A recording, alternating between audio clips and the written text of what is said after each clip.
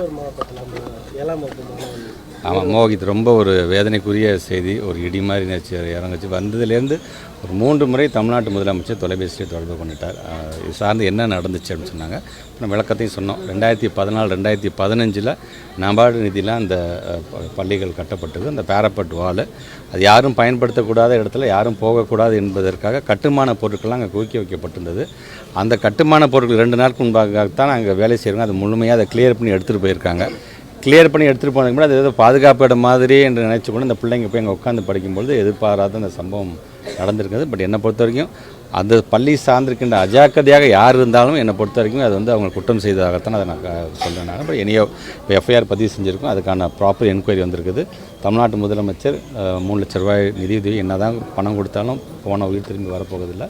So அவங்க என்னென்ன கோரிக்கைலாம் வைக்கின்றார்களோ அது நம்முடைய தமிழ்நாட்டு முதலமைச்சரை கொண்டு சென்று அதை சரி செய்து தர வேண்டியது எங்களுடைய கடமை. அதே நேரத்தில் அந்த பையனுக்கு இன்னொரு சகோதரர் இருக்கிறதாக கூட சொல்லியிருக்காங்க. கலெக்டர் ஆஃபீஸில் நான் கூப்பிட்டு சொல்லியிருக்கேன். அந்த சகோதரருக்கு என்ன தேவையோ கல்வி சார்ந்து நம்ம என்னென்ன உதவி செய்ய வேண்டுமோ அதை முழுமையாக செய்த வேண்டும். முழுமையாக அந்த குடும்பத்திற்கு பக்கபலமாக நாம் இருந்திட வேண்டும் என்பதை தான் இந்த நேரத்தில் நான் தெரிவிக்க நான் கடமைப்பட்டேன். இப்போ ஸ்ரீரங்கம் மாநகராட்சி பள்ளி ஒன்று அம்மாமண்டபத்தில் ரங்கநாதர் மெட்ரிகுலேஷன் இது 8ஆம் வகுப்பு படிக்கும் மாணவர்கள் இருக்காங்க. அவங்களுக்கு விளையாட்டு மைதானம் அங்கே இல்லை. பக்கத்தில் இருக்கக்கூடிய ஒரு காலி கிரவுண்டு வந்து மாநகராட்சிக்கு சொந்தமான இடமா இருக்குது.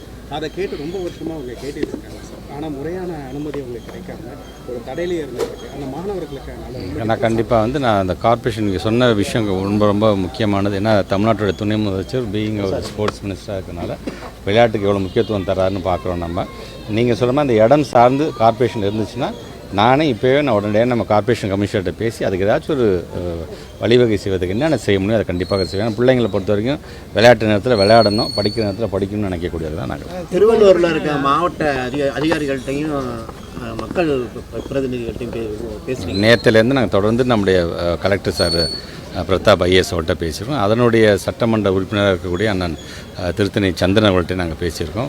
முதலமைச்சர் அலுவலகத்தில் பேசியிருக்கோம். நாங்கள் அங்கே இருக்கின்ற சிஓஸ் மூலமாக என்ன நடந்திருக்கு, ஃபஸ்ட் ஹேண்ட் இன்ஃபர்மேஷன் என்ன அப்படிங்கிறதையும் முழுமையாக வாங்கியிருக்கணும். பட் வழக்கு பதிவு செய்யப்பட்டிருக்கின்றது. அது சார்ந்து ஒரு பணிகள் நடக்குது என்று சொன்னாலும் அந்த குடும்பத்தை சார்ந்திருக்கின்ற ஒவ்வொருவர்களுக்கும் நாங்கள் இந்த நேரத்தில் நாங்கள் வந்து உறுதுணையாக இருக்க வேண்டியது எங்களுடைய கடமையாக நான் பார்க்கின்றோம்.